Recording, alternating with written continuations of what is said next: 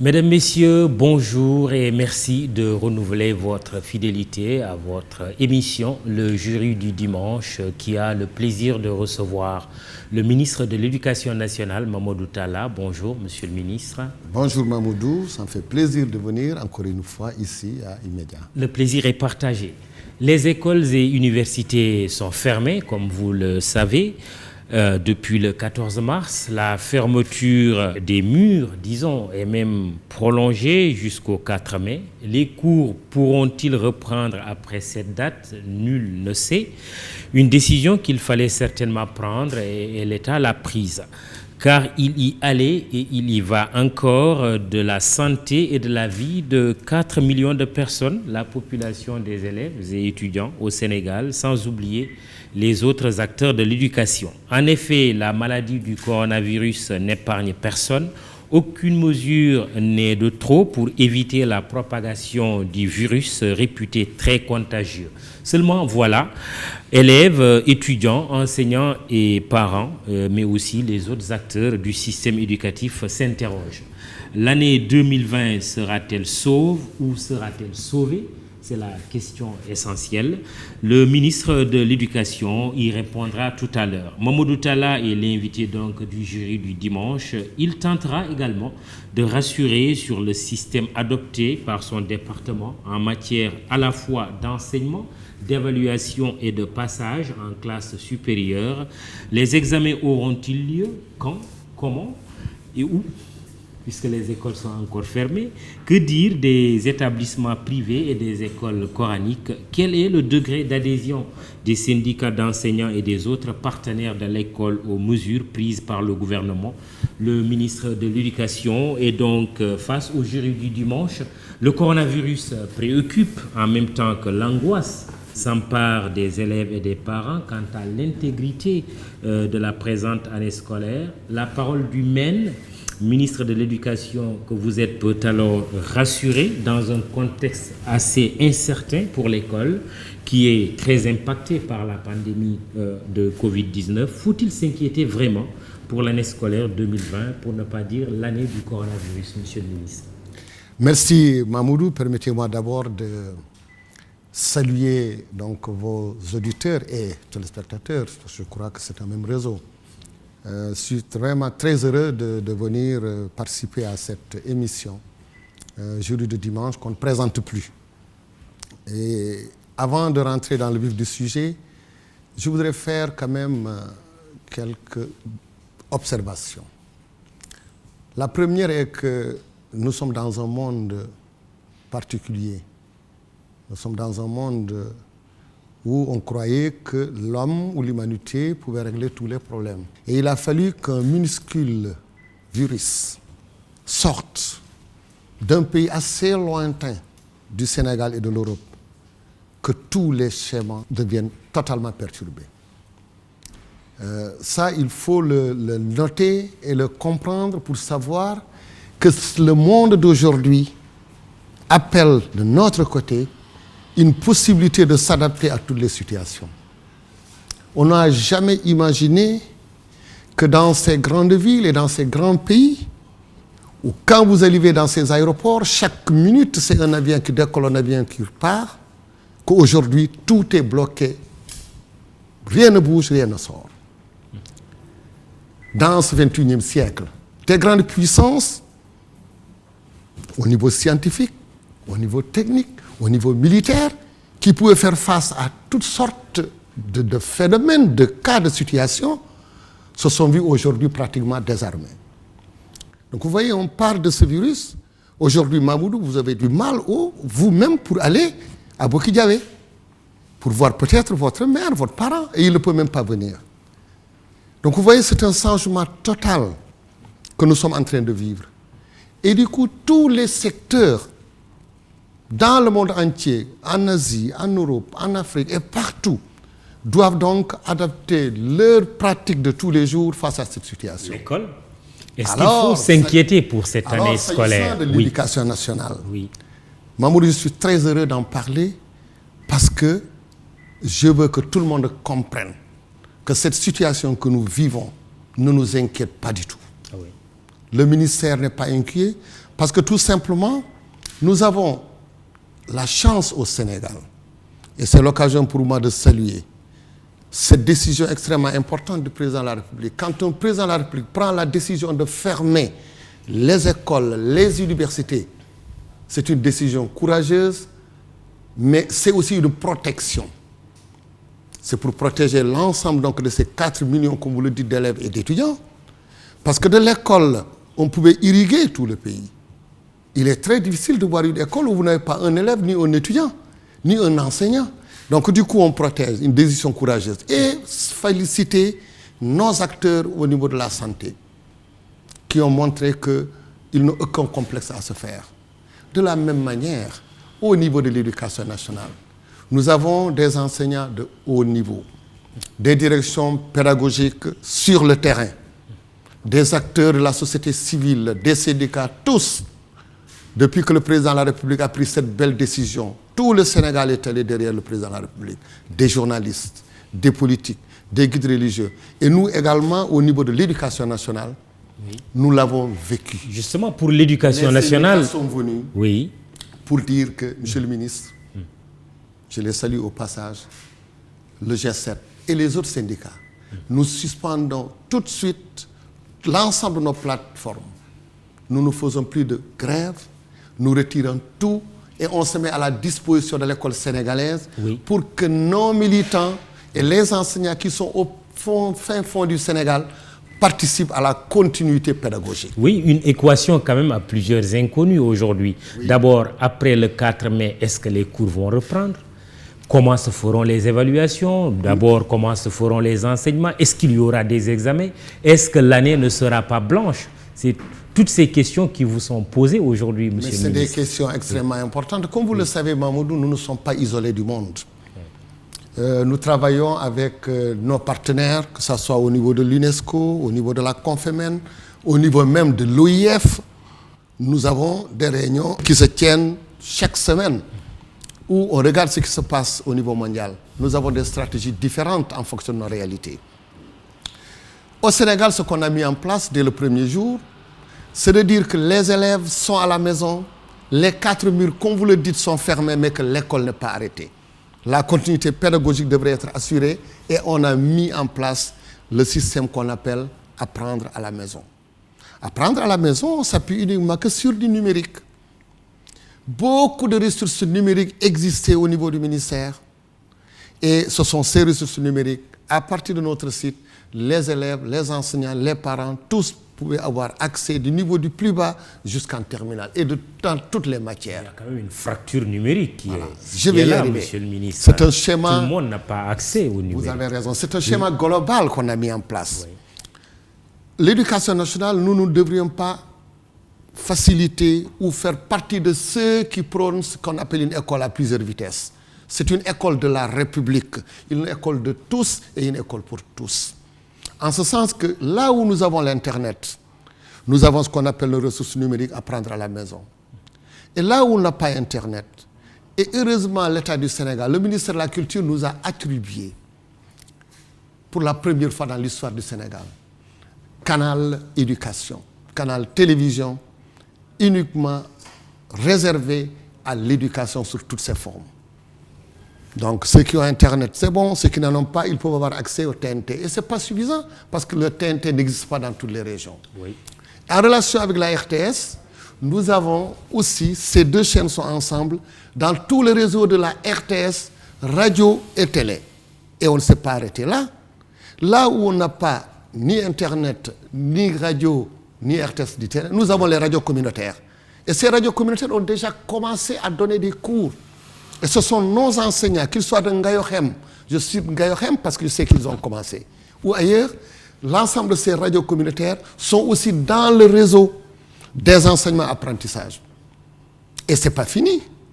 Après, donc, après apprendre à la maison, après le canal, après également ce qu'on appelle tout le réseau de la RTS, après les radios communautaires, nous avons encore mis en place un autre système qui permet au niveau des inspections d'éducation et de formation, donc au niveau du plus bas, un système de photocopie de l'ensemble des cours qu'on voit sur le site, qu'on télécharge et qu'ils impriment à grande échelle avec des relais parents, enseignants, pour que ça puisse arriver aux élèves.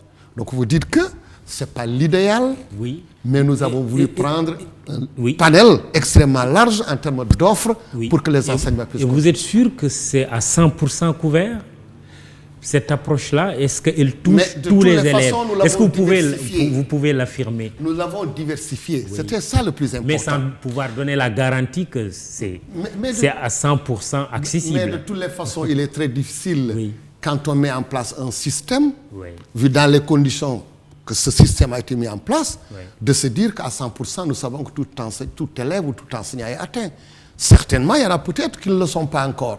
Mais il faut communiquer, on est en train de communiquer, Oui. il faut en parler comme je le fais ici aujourd'hui, un appel aux enseignants, aux élèves, aux parents d'élèves, pour qu'ils comprennent que toutes ces structures existent. Oui. Ils peuvent y aller au niveau de la radio, au niveau de la télé, au niveau des radios communautaires, ou au niveau de leur inspection d'académie ou leur inspection d'éducation de la Le formation. pourcentage des élèves touchés est de combien? Je ne peux pas, parce que je ne l'ai pas encore mesuré. Ça se met en place. Ce qu'on sait, c'est qu'au niveau d'apprendre à la maison, qui en fait n'est que numérique, là nous avons un nombre extrêmement élevé de jeunes et de parents qui se connectent. Mais que la télé que je viens de dire, elle ne démarrerait que certainement lundi ou mardi. Donc on ne peut pas quantifier ça. Là. Voilà, donc on ne peut pas encore le quantifier. J'avais fait une autre émission pour en parler. Il y a eu beaucoup de réactions, des réactions positives. Et donc nous sommes en position de se dire que nous sommes sur la bonne voie pour que cette continuité, comme ça se fait ailleurs. Vous savez que quand on prend un pays comme la France, où tout le monde croit que les gens ont accès à tout, mais là-bas c'est la poste qu'ils ont utilisée pour acheminer les cours vers certaines localités où les parents ne connaissent peut-être pas encore. La poste est toujours utile. La poste, elle est utile. Elle est également des leviers que vous pouvez utiliser. Oui, c'est un levier extrêmement puissant. C'est ce qui fait que je vous ai dit qu'avec des publis, on va faire des photocopies donc, à grande échelle. Et ça, on va le faire passer de l'inspection d'académie aux parents d'élèves et aux familles. Donc vous voyez, c'est toute une chaîne. Oui. Et ce qu'on est en train de faire, nous, est apprécié. Je vous ai dit tout à l'heure qu'on est dans des réunions où on a donc nos collègues de l'Amérique latine, nos collègues d'Europe, d'Asie, etc. Mais le fait qu'il y ait eu tout de suite apprendre à la maison, on a échangé avec nos amis. Le fait aussi que le Sénégal est allé au-delà pour dire que nous allons installer ce canal qui va devenir le canal de l'éducation et qui va rester tout le temps au-delà de ce Covid. Parce qu'en réalité, Mamoudou, il est inadmissible que dans ce 21e siècle, que les parents ou les enfants ou les enseignants croient que l'enseignement, que l'éducation ne peut se faire qu'entre quatre murs. C'est fini ça. On aura l'école, les classes traditionnelles telles qu'elles sont connues, mais on aura également des élèves ou des parents qui délibérément veulent fermer des élèves à distance. Le Sénégal d'ailleurs est en avance avec les UVS. Ouais. Les universités virtuelles, c'est une réalité. Mais également dans l'éducation, on va aller vers ça. Oui. Ce e-learning-là, cet enseignement à distance, qu'est-ce qui est effectif au jour d'aujourd'hui? Mais c'est effectif de partout. Oui. Parce qu'en dehors de... Je vous ai dit tout à l'heure qu'avec apprendre à la maison, c'est plusieurs cours, des exercices, des professeurs qui viennent, qui interviennent, des classes qui sont virtuelles, des classes qui sont faites par des enseignants qui eux-mêmes ont identifié leurs élèves et que leurs élèves travaillent avec eux dans une classe virtuelle, des heures fixées. Oui, et ils continuent à faire leur cours. C'était ma question. Les enseignants sont en poste. Ah, oui, les enseignants travaillent, mais c'est vraiment une occasion, Mamoudou, de les saluer. Oui. De dire spontanément, ils sont venus. Quand je vous dis que quand on commençait à enregistrer avant-hier, plus de 70 enseignants se sont déplacés pour venir à la DRTS, pour dire que nous sommes là. Philosophie, mathématiques, sciences, nous sommes là pour installer, pour vous donner le contenu. Dites-nous quel type de cours. Moi, je suis un professeur, moi, je suis un instituteur, je peux faire des maths. Ils se sont naturellement, avec générosité, déployés pour donner en tout cas ce qu'ils peuvent faire. Alors, est-ce que l'espoir est permis de voir les classes rouvrir à partir du 4 mai prochain? Je crois que l'espoir est permis. C'est vrai que personne ne maîtrise par rapport à cette pandémie personne n'a le calendrier effectif. Nous l'avions fait que pour 3 semaines. Et heureusement, en ce moment, nous n'avions qu'une semaine de perdu parce qu'il y avait les vacances de Pâques. La situation telle qu'elle se présentait, on a été obligé d'aller jusqu'au 4. Mais d'après la situation telle qu'elle évolue, nous sommes en train d'espérer, d'oser espérer que le 4, les cours pourraient reprendre. Je signale qu'il y a quand même quelques pays qui ont commencé à voir comment laisser les élèves aller à l'école. Ça a commencé avec des masques, avec des produits à l'entrée, avec une autre organisation, avec un nombre réduit d'élèves, avec aussi des classes ciblées dans toute l'école. Dire qu'aujourd'hui, il n'y a que le CM2, aujourd'hui, il n'y a que la terminale pour qu'on respecte cette distance. Donc, la classe de 3e. La classe de 3e. Le gouvernement du Sénégal envisage cette solution-là? Mais de toutes les façons, dans l'offre Apprendre à la maison, nous avons mis le focus, la priorité sur ces 3 classes d'examen. CM2, 3e et terminale. Autrement dit, par A ou B, les examens auront lieu. Mais on est dans cette dynamique. Vous pouvez l'affirmer? On est dans cette dynamique, Mamoudou. Et de toutes les façons, ce qu'il faut encore retenir, Mamoudou, finalement, l'année scolaire. L'année scolaire, non, c'est pas ça. L'année scolaire, par rapport à cette pandémie, finalement, on est sûr de rien. Nous, la santé, tout le monde, le monde, chacun essaie de trouver des solutions. Et pour le moment, quand même, on est très bien parti au niveau du Sénégal. On est très bien parti, en tout cas, de ce que nous recueillons comme information venant du ministère de la Santé, avec également cette population qui y adhère. Vous voyez des masques, vous voyez le respect de ce couvre-feu, de tout ce qui se passe. Nous sommes dans une bonne dynamique. Donc vraiment, les examens... Comment pourront-ils se tenir? Les examens pourront se tenir. Là où on est aujourd'hui, en tout cas, nous ne sommes pas du tout dans une dynamique où on parle d'année blanche ou non. Parce que tout simplement, l'année scolaire qui démarrait cette année le 1er octobre devrait se terminer le 31 juillet. Et pour une fois, nous avons réussi l'année dernière à terminer, à faire nos examens dans de bonnes conditions, grâce donc aux partenaires sociaux. L'ensemble des examens. On a préparé ensemble un séminaire de rentrée scolaire pour celle-là. Ensemble, avec les partenaires sociaux. Et ça nous a permis de démarrer l'année dans d'excellentes conditions depuis le mois d'octobre. Même si le Oubitei Yangetei n'était pas le jour 3 même, le 3, il n'y a que le privé qui avait démarré. Nous avions quand même 98% des enseignants qui étaient en place le 1er octobre. Et on a eu 5 mois de cours pratiquement, à part quelques débrayages et 1 ou 2 jours. Donc c'est moins de 10 jours de grève. Donc de octobre jusqu'au 14 mars, les cours se sont passés dans d'excellentes conditions. Le premier semestre a été fait, les compositions sont faites, tout est fait. Et donc là, nous sommes en train de perdre en moyenne, disons, 1 mois en dehors de la semaine qui est passée. Et on pourrait, au lieu de tenir nos examens au mois de juin ou au mois de juillet, les décaler jusqu'en fin juillet. Ces 4 scénarios que nous avons aujourd'hui, mais qu'il faut partager d'abord avec les acteurs avant d'en parler. Parce qu'il y a la saison des pluies qui arrive. Vous êtes obligé d'accélérer la cadence pour ne pas entrer dans une période où il sera difficile d'organiser des examens dans certaines localités. Mais je vous ai dit qu'il faut qu'on change, en fait. On ne faut pas... Changement de paradigme. Changement total de paradigme. Vous n'aviez jamais pensé qu'un petit virus comme ça allait perturber le monde comme tel. Vous n'auriez peut-être pas pensé que c'est aujourd'hui que tous les pays se tournent vers le numérique. Mais il y a des pays où il pleut tout le temps. Où il pleut tout le temps. Absolument. Et des examens s'organisent. Absolument. Et ça n'empêche pas de travailler, d'étudier. Ça n'empêche pas d'étudier. Oui. Voilà. Donc c'est comme ça qu'il faut être positif. J'ai entendu effectivement quelques réactions. Oui, dès qu'on va arriver au mois de juillet, il va pleuvoir. Oui. Mais c'est une bonne chose, la pluie. Vous ne croyez pas que c'est bien la pluie? Oui. Donc c'est à nous d'adapter, c'est à nous de dompter ce qui se passe. Et c'est en ce sens que, dans le cadre du plan Sénégal émergent, le fait que cette taxe 2-là concerne le capital humain, l'éducation, la santé, l'accompagnement au niveau social, c'est extrêmement important. Et je crois que c'est là qu'il faut consolider.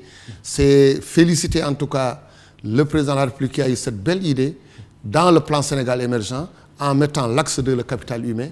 Et donc on change de paradigme, on diversifie les offres, on s'adapte aux situations, mais l'essentiel c'est d'assurer cette continuité pédagogique. Le jury du dimanche iRadio ITV reçoit le ministre de l'Éducation nationale, Mamadou Talla. Nous allons écouter au moins les 3 premières questions posées par certains de nos compatriotes qui vous interpellent. Bonjour, je me nomme Omar Ndiou. Ma première question est la suivante. Est-ce que, Monsieur le ministre, vous ne pensez pas que c'est une discrimination qui est en train d'être organisée? Le canal e-learning sera bientôt lancé. Vous savez qu'il y a des zones au Sénégal où il n'y a pas d'électricité ni de télévision et pourtant, il y a des élèves qui sont là-bas. Ça, c'est ma première question. Et pour ces élèves-là, qu'est-ce qu'il faut faire? Bonjour, Monsieur Khan. Monsieur le ministre, comment l'État compte faire avec les écoles privées, mais aussi avec le personnel enseignant qui travaille dans ces écoles privées, qui on paye en fonction du nombre d'heures de travail? Merci. Bonjour à M. Kane, bonjour à votre invité, M. le ministre Momodou Talla. Juste, je voudrais une question. C'est-à-dire aujourd'hui, on a décidé de créer une chaîne sur TNT pour dispenser des cours. Mais est-ce qu'il ne fallait pas essayer de collaborer avec les radios communautaires du Sénégal afin de mettre à disposition un programme pour tous les élèves, vu que parfois le niveau des élèves peut varier d'une localité à une autre? Merci beaucoup. Merci à ce confrère. Vous avez répondu à la question des radios communautaires. Oui. Vous pouvez toujours peut-être y revenir. La première question, elle est relative un peu au constat qu'il n'y a pas d'électricité dans certaines zones du pays. Quand vous parlez d'enseignement par le biais de la télévision ou e-learning de manière générale, est-ce qu'il n'y a pas un problème à ce niveau? Non, il n'y a pas de problème. C'est ce que je disais tout à l'heure. Nous ne voulons pas créer ce qu'il a dit, cette discrimination, une école à plusieurs vitesses. C'est ce qui fait que nous avons voulu diversifier nos offres. Là où nous avons l'Internet, nous sommes dans Apprendre à la maison. Là où nous n'avons pas l'Internet, nous avons la télé. Là où nous n'avons pas la télé, nous avons le réseau des radios de la RTS au niveau national. Là où nous n'avons pas ces radios, nous avons les radios communautaires. Et là où nous n'avons pas des radios communautaires, nous avons aussi des systèmes de documents physiques à distribuer. Donc, en fait, cette discrimination n'existe pas. Et d'ailleurs, c'est notre marqueur. Quand l'affaire s'est passée, quand ça a explosé, on était en train de se dire comment on pourrait mettre un dispositif, des offres diversifiées en fonction des réalités de notre pays. Justement, vous ne parlez pas des radios et des télévisions privées qui ont pourtant eu des initiatives dès le début de dispenser des cours à travers e-école, pour le cas par exemple du groupe e-média et d'autres initiatives chez d'autres confrères. Oui. D'ailleurs, j'ai eu à les féliciter. Je crois qu'il faut féliciter ces radios qui ont eu cette belle idée. Dès le départ, de penser à dispenser des cours. D'une manière spontanée. Il y en a qui le faisaient avant et qui ont continué. Mais là, ils l'ont accentué. Nous encourageons ça. Nous encourageons le fait que des radios, des télévisions privées prennent 1 heure, 2 heures ou 3 heures par jour pour dispenser des cours. Nous avons seulement dit que par rapport à ça, un enseignement doit être organisé. Un enseignement doit être accompagné. Doit répondre à un certain nombre de critères. Pour valider ces curricula, c'est uniquement l'IGF, l'Inspection Générale d'Éducation et de la Formation. Donc nous avons fait appel à ces radios et ces télé privées qui sont venus nous rencontrer, qui sont dans la même dynamique. Donc que ce soit ces radios privées, que ce soit ce canal ou les radios communautaires sous l'égide donc des inspecteurs d'éducation et de la formation, nous les organisons, nous regardons la transmission de savoir et de compétences respecte-t-elle les conditions de transmission donc d'un enseignement très connu au niveau des pédagogues. En plus, des enseignants qui doivent également s'adapter. C'est des enseignants. Parce que c'est différent d'avoir une classe, voilà, là, entre 4 murs, que par exemple, d'enseigner à distance. C'est un changement total de paradigme. Quand je suis face à mes élèves en tant qu'enseignant, j'ai ma manière de présenter mon cours. J'ai la réaction des élèves en répondant direct. Donc le rythme de transmission de savoir est différent. Ces objectifs sont différents que quand je suis face à une caméra où j'ai pratiquement tout un pays qui me suit, ça demande une autre formation. C'est en ce sens que le ministère, à travers le CIMEN, le système d'information du ministère de l'Éducation nationale, a formé plusieurs enseignants dans ce qu'on appelle l'enseignement à distance. Parce que ce n'est pas du tout la même chose. N'importe qui ne peut pas être enseignant et n'importe qui également ne peut pas être enseignant, surtout à partir d'une télé ou d'une radio. Très bien. Est-ce que tout cela est gratuit? Tout ce que vous êtes en train d'organiser là avec des médias publics, des médias privés, mais aussi les ressources numériques, la mobilisation de toutes ces ressources-là, c'est gratuit? Mais pour le moment, il y a eu de bonne volonté. Oui. Mais comme vous le savez, rien ne se crée, rien ne se perd, tout se transforme. Quand on met quand même de l'énergie, quand on se déplace, on fait, certainement, au niveau de ces télés privées ou de ces radios privées, il y a quand même des frais à faire face. On attend de voir, ils ne sont pas revenus vers nous.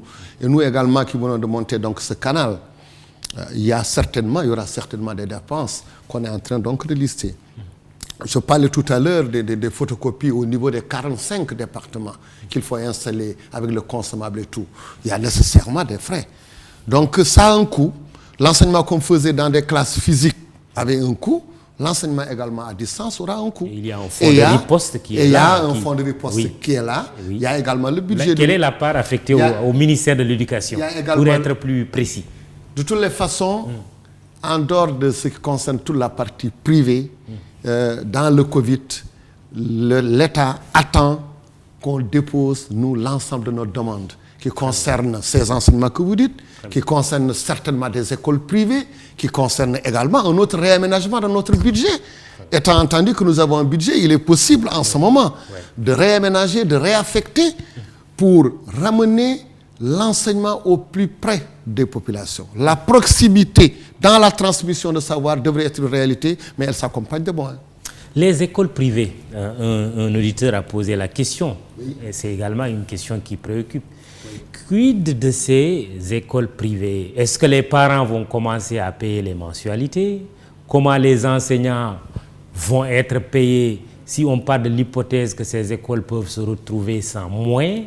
Comment tout cela va se passer? D'abord, il faut préciser qui sont des entreprises aussi, qui peuvent avoir des difficultés, comme les autres. D'abord, saluer tout le travail que ces écoles privées sont en train de faire. Vous savez que sur les 3 500 000 élèves qui concernent l'éducation nationale, je ne parle pas de l'enseignement supérieur, les 1 200 500, de 200 à 500 sont formés dans les écoles privées. Ça, c'est à saluer. C'est extrêmement important.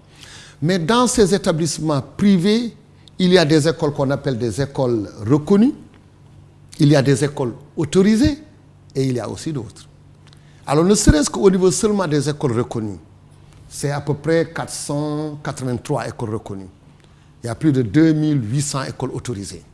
Privées, hein, écoles. Je parle du niveau qui concerne l'éducation nationale. Je ne parle pas de l'enseignement supérieur. Mais l'État met chaque année 1,290 milliard en termes de subventions à ces écoles. Ça existe déjà. Ça a toujours existé. Du préscolaire jusqu'en terminale. Hein. Mais en dehors de ça, ces écoles privées qui font un excellent travail sont venues également nous rencontrer pour nous dire, Monsieur le ministre, ils nous ont écrit, ils sont venus participer d'abord au Covid, nous les remercions d'ailleurs, et en même temps dire que nous avons parmi nos chefs d'établissement, nous entrevoyons des difficultés liées au salaire, liées au loyer, liées à l'électricité, etc. Donc beaucoup de difficultés. Alors nous sommes en train donc de les recevoir, comme le président de la République a mis en place un comité qui ne s'occupe que de ça, pour accompagner des secteurs en difficulté qui pourraient être impactés, comme l'hôtellerie, comme le tourisme, comme le commerce, et également au niveau de ces écoles privées aussi, de ces écoles privées, c'est aussi des entreprises privées.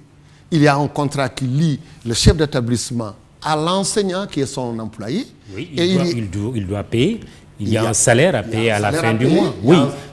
Et si l'établissement a des difficultés? Ils ont beaucoup de permanents. Oui. S'ils ont des difficultés, ils n'ont qu'à les poser. Oui. L'ensemble donc de ces acteurs, chaque ministre regarde dans son secteur, les responsables concernés, ils viennent nous voir et on va transmettre donc l'ensemble de ces demandes. Mais nous sommes vigilants par rapport à ça, parce que aussi, je vous ai donné le nombre d'écoles reconnues, le nombre d'écoles autorisées. Nous avons un œil, parce que c'est nous qui autorisons l'ouverture. C'est nous qui regardons en termes de pédagogie qu'est-ce qu'ils font dans ces écoles. Et ils sont aussi directement liés au ministère du Travail, parce qu'ils emploient. Il y a la caisse de sécurité sociale, il y a l'IPRES, il y a la retraite. Donc vous voyez, c'est un ensemble d'éléments qu'il faut poser comme tous les autres secteurs le posent et que nous allons transmettre et certainement ils seront accompagnés. Une ordonnance qui interdit également les licenciements. Voilà, vous voyez, donc le minimum, qui permet la mise en chômage technique suivant certaines conditions également. Ces écoles doivent se plier également à cette règle qui est même une loi puisque l'ordonnance a été rendue possible par la loi d'habilitation. C'est une relation employé-employeur régie par un contrat de travail. Et les parents est-ce que pendant la fermeture de ces écoles, les parents doivent payer les mensualités? Les parents doivent continuer à travailler avec leur chef d'établissement. Parce que c'était un contrat qui les liait directement. Je sais qu'il y a beaucoup de parents qui ont payé toute une année, d'autres qui payent par 3 mois, d'autres qui payent au mois le mois. Donc il suffit que ces parents-là, qui sont organisés d'ailleurs en association de parents, en comité de gestion, qu'ils travaillent avec ces établissements et que ces établissements viendront nous voir et on verra au niveau de ce comité qui est installé. Tout reste ouvert. Tout reste ouvert, rien n'est fermé. C'est de rassurer tout le monde par rapport à cette école. Dire que les enseignements et apprentissages continuent. Nous avons encore le temps jusqu'au 31 juillet. Dire également que les écoles privées qui font un excellent travail, qui ont de bons résultats, seront également accompagnées, mais à condition de respecter l'ensemble des conditions. S'ils ont des difficultés, qu'ils viennent les poser là où on les pose, et nous, on va transmettre également là où il faut les poser. Je reviens aux évaluations, système d'évaluation, système de passage. Dans une année particulière, comme j'ai dit, avec des incertitudes. L'école peut reprendre, peut rouvrir, comme on ne sait jamais, on ne le souhaite pas. Mais il faut se préparer à tous les scénarios. Nous souhaitons que l'école rouvre. Oui, nous le souhaitons tous. Oui. Nous le souhaitons tous pour diverses raisons, pour toutes les raisons du monde d'ailleurs. Oui, mais système d'évaluation, système de passage. Qu'est-ce que vous avez prévu? De toutes les façons, Mahmoud, il y a 2 choses en réalité. Quand un enseignant, quand un établissement transmet des messages, transmet des enseignements, des savoirs et des compétences qu'il vérifie tout au long de l'année. Ces élèves sont évalués. Dans une année normale, je veux dire. Je vous fais remarquer on aura perdu le 4 mai à peu près 45 jours. Et il y a des années où on a perdu pratiquement 3 mois. Et les enseignants et les acteurs ont réussi à travailler pour valider l'année. Donc vous voyez, c'est ce qui fait que je ne suis pas très inquiet pour le moment.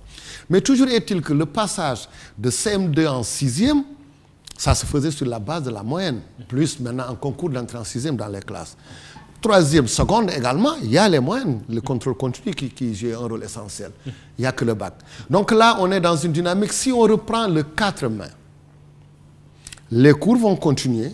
Au lieu de faire les examens vers le 14, 13 juin ou juillet, on verra avec l'ensemble des acteurs comment les décaler et continuer les cours jusqu'au 31 juillet. Et certainement, en ce moment, soit les examens se feraient, tout dépend de ce grand comité où il y a tous les acteurs, soit les examens se feraient en septembre, soit ils se feraient en début août. Et ça a eu lieu d'ailleurs une fois au Sénégal.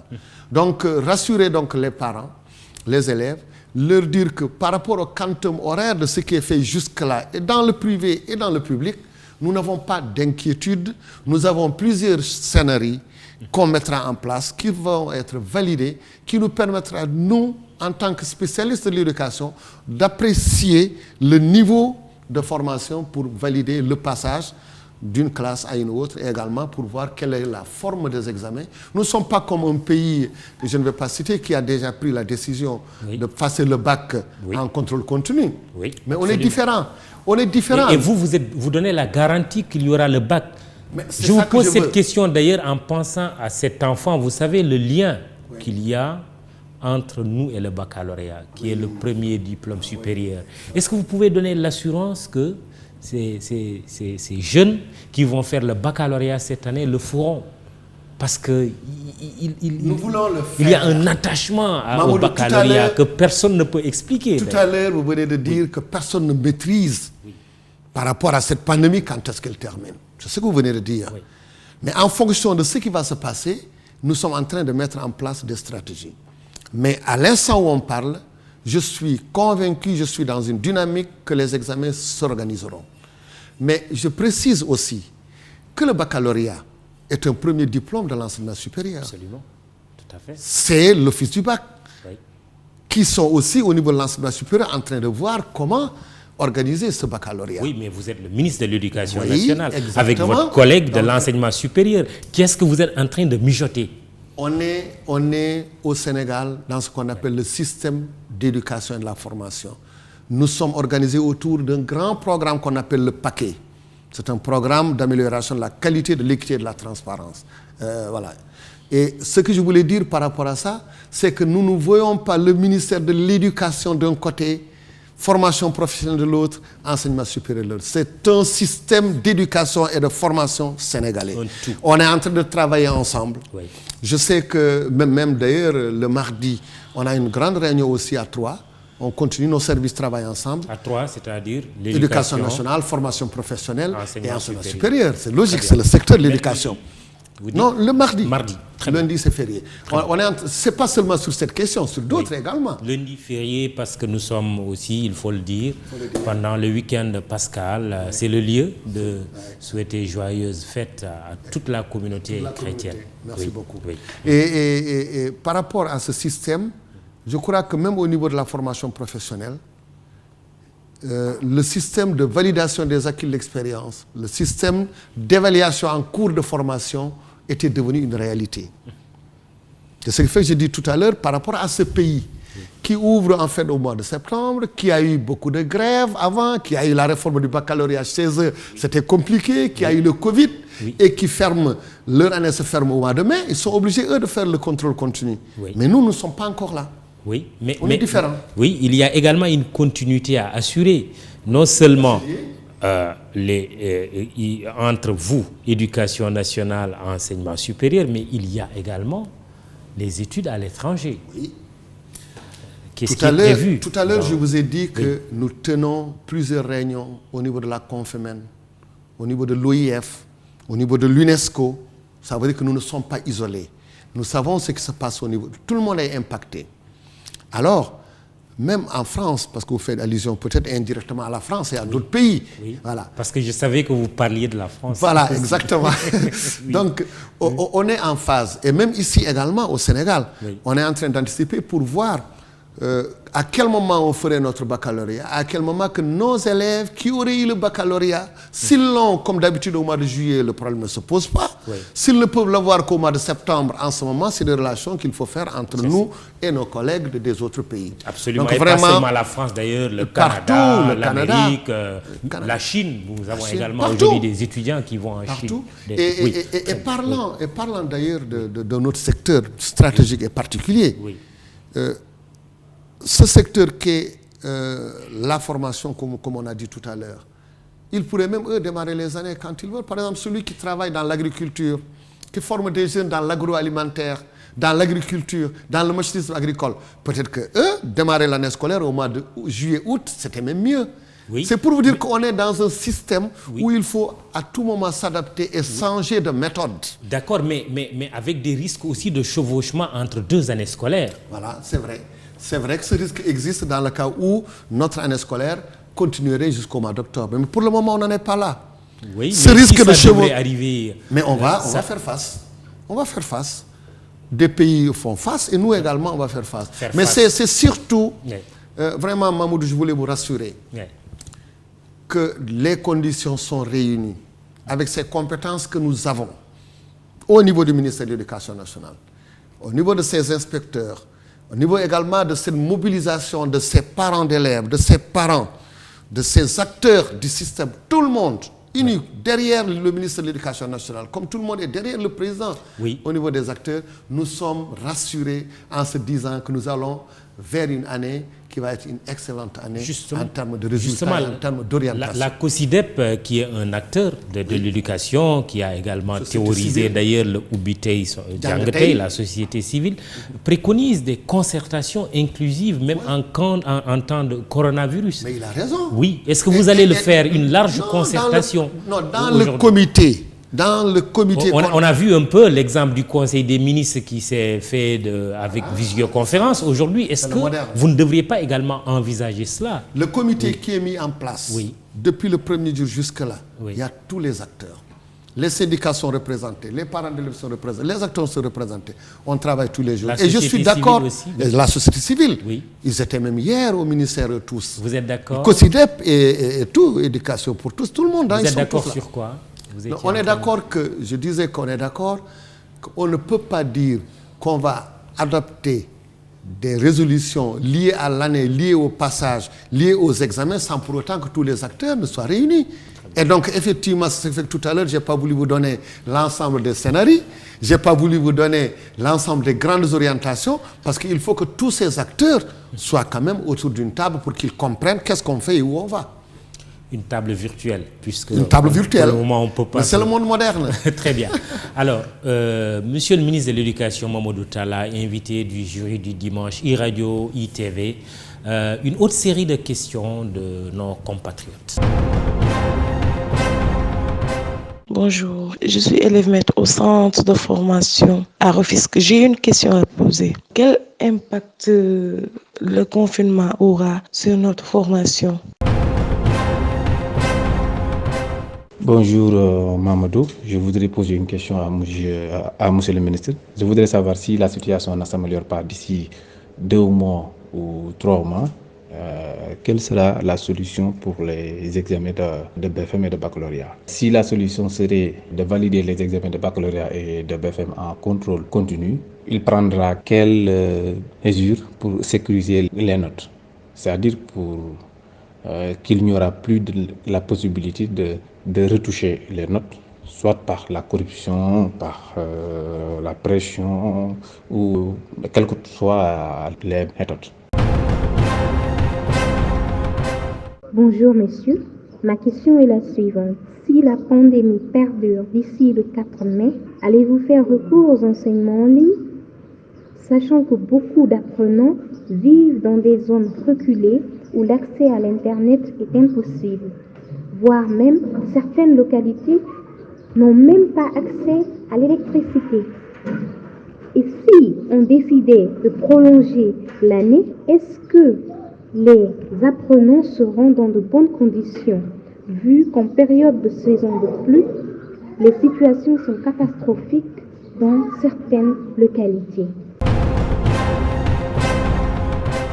Des questions auxquelles vous avez déjà répondu, mais quand même il y a deux. La première intervenante, les conséquences, des élèves maîtres, Important. Oui, c'est important. Surtout avec une dimension pratique. Oui. Aussi. Il y a la théorie, mais il y a la pratique. Oui.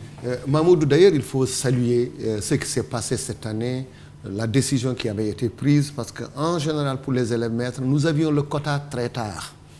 Du coup, les examens, leur formation démarrait au milieu de l'année.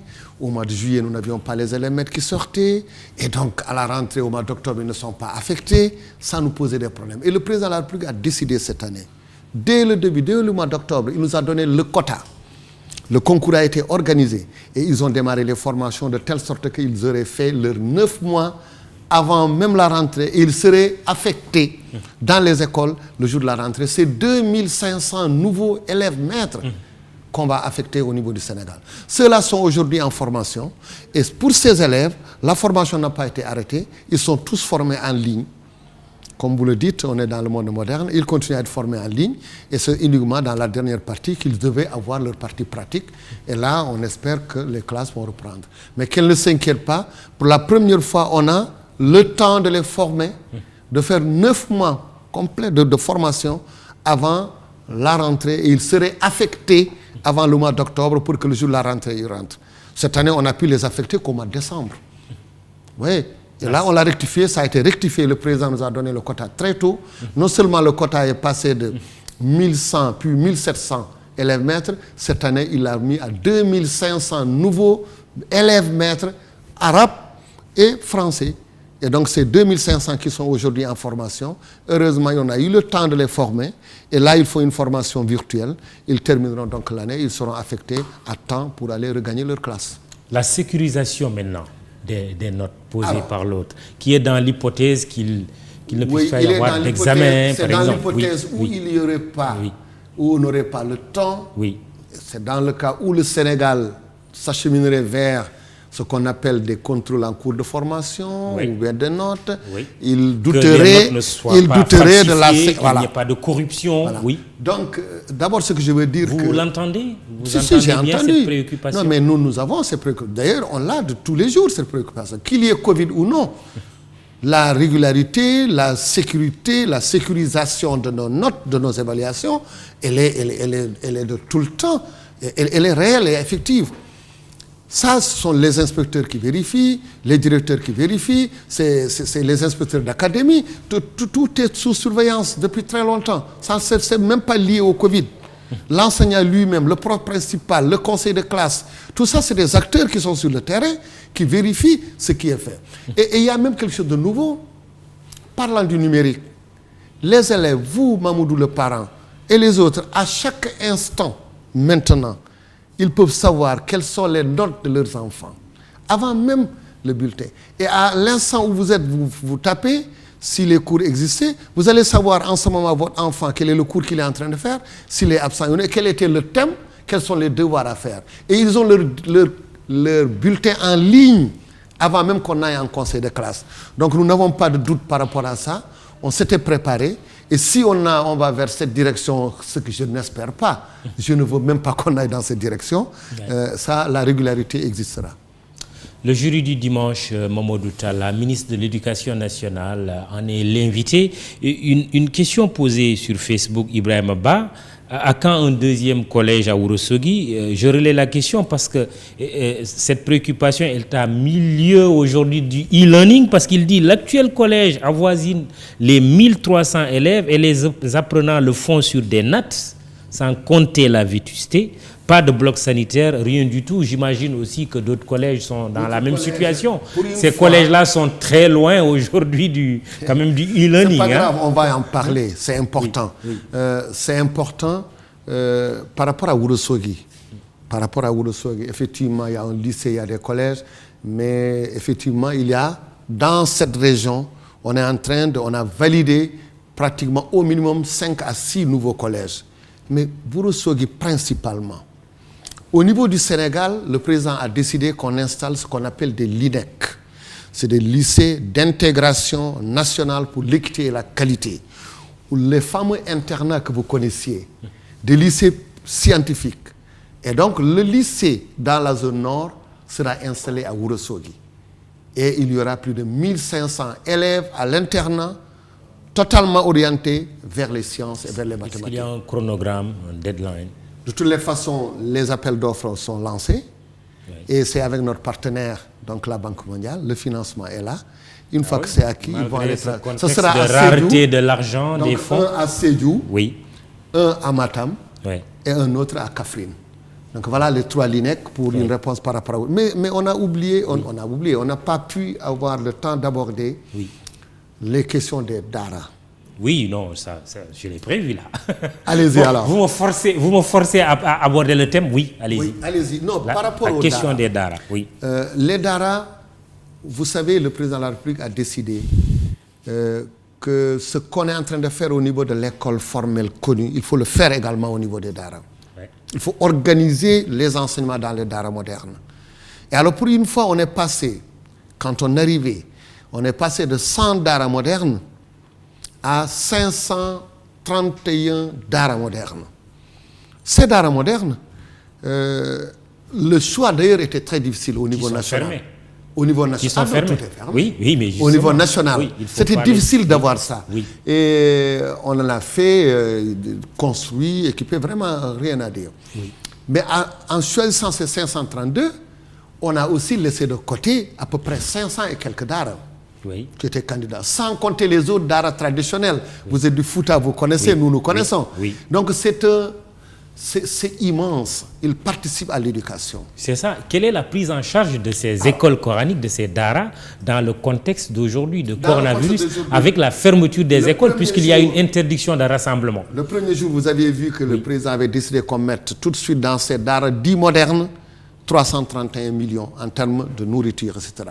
Ça, c'est déjà derrière nous. Oui. En dehors de ça, nous sommes en train également à travers tous les autres daras, de mobiliser plus de 500 millions également, uniquement en termes de nourriture pour les accompagner, parce que comme vous le savez... Ils sont vulnérables. Ils sont vulnérables, Ces ils enfants, sont dans la rue. Ils sont dans la rue. Très vulnérables au coronavirus.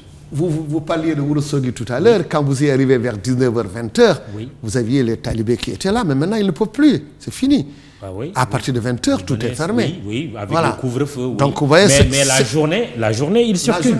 Les parents s'organisent, les acteurs s'organisent pour chaque fois, c'est eux qui cotisent partout au niveau national, qui amènent dans les daras. Et le ministère de la Femme est en train de faire un excellent travail pour accompagner ces daras, pour que ces enfants qui sont dans la rue, qu'on puisse également les accompagner. Est-ce que vous vous êtes assuré que ces enfants...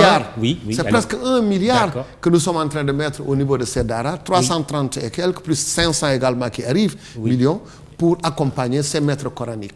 Est-ce que vous vous êtes assuré que ces écoles coraniques sont fermées?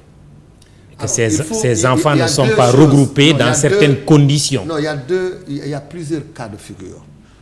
Il y a quelques daras modernes qui sont des écoles privées, purement privées. Dès le premier jour, il y en a une qui est à Rufisque d'ailleurs, où je ne veux pas citer le nom, une grande école, plus de 4000 élèves. Le premier jour, il a tout fermé. Et il y a d'autres qui avaient aussi des enfants à l'internat, d'autres, les enfants, leurs parents ne sont pas là.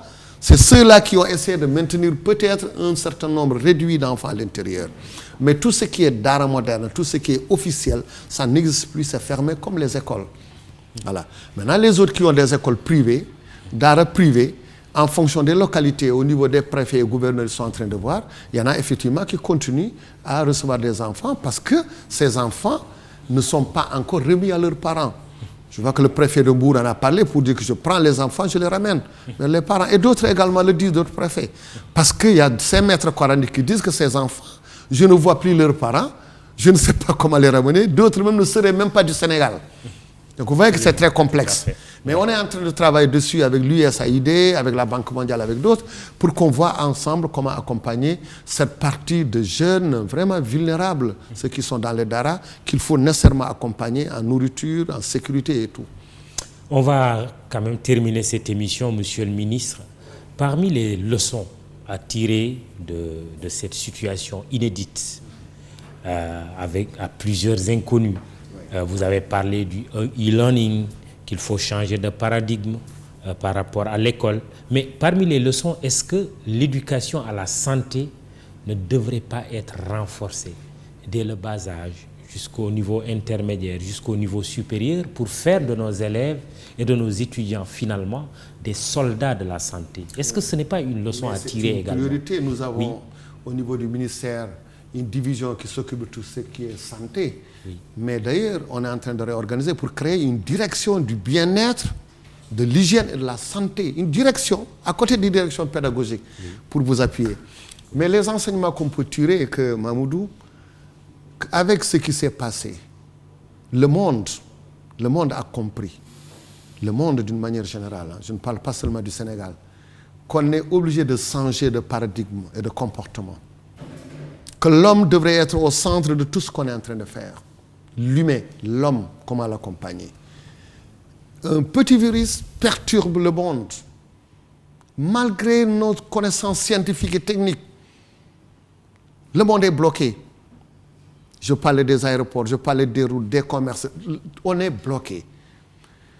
Alors, le premier enseignement qu'on peut tirer, c'est un mal comme un bien, que maintenant, au niveau de l'éducation nationale, au niveau de l'éducation de la transmission de nos connaissances, il faut durablement installer le numérique dans nos curricula et dans la transmission de nos enseignements apprentissages.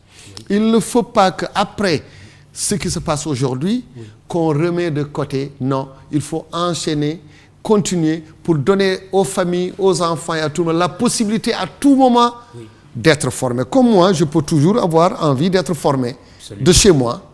Donc c'est ça que la nouveauté, c'est de dire que les classes physiques, oui, mais intégrons dans tout ce qu'on va faire, dans tout ce qu'on fera dans les années à venir, le numérique dans nos offres de formation. Et la responsabilité de l'État, des gouvernants, c'est de créer les conditions d'une relance aussi. On n'en parle pas assez aujourd'hui. On fait le constat d'un blocage du monde, mais que fait l'État sénégalais pour créer les conditions d'une relance? Parce qu'il faut que la vie reprenne, que l'activité reprenne. L'activité va reprendre. Oui. Vous voyez que le Sénégal... On termine par là très rapidement. Oui. On termine par là. Oui. Le fait même de faire nos conseils des ministres, comme vous le dites tout à l'heure, à distance, qu'on puisse le faire. Le fait que nous, avec l'intranet, qu'on puisse travailler avec l'ensemble de nos directeurs, montre qu'effectivement, le Sénégal, avec les fibres optiques, on est en avance sur beaucoup de pays. On est parti pour que durablement le numérique puisse être installé. Donc moi, ce que je veux, c'est qu'à partir d'aujourd'hui, à partir de notre canal éducation qui existe, à côté de nos ressources numériques qui existent, qu'on continue dans cette dynamique en offrant aux parents et aux élèves la possibilité d'aller à l'école, physique, classe, et la possibilité de se former à distance. Très bien. Les examens auront lieu. Les examens, Mamoudou, à l'instant où on parle, les examens auront lieu comme prévu.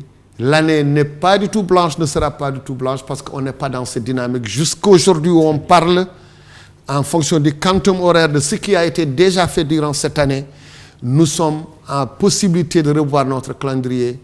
C'est un décret qui va le réaménager et Inch'Allah, nous pourrons aller vers nos examens, vers la validation des passages, rassurer les parents, les élèves, les syndicats, rassurer vraiment tous ceux qui sont autour de la communauté éducative, partenaires sociaux, parents d'élèves, et dire qu'ensemble, on est dans la même dynamique pour qu'on puisse valider notre année et ouvrir dans d'excellentes conditions l'année prochaine.